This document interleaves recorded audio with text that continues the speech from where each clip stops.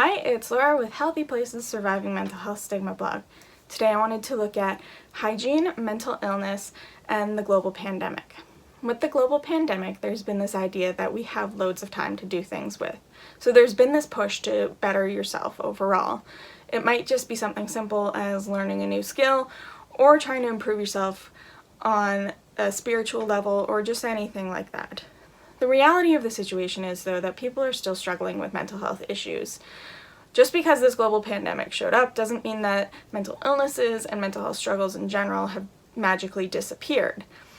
In light of that, it's also important to look at how the global pandemic is shaping self-care.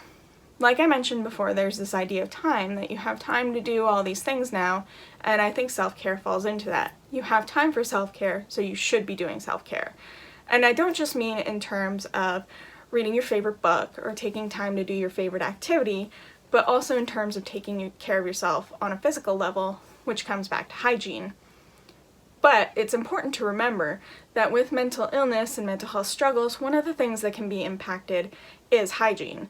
So it's not as simple as saying, you have the time, so why aren't you taking care of yourself? It's important to look at how these things are connecting to one another and how they impact one another.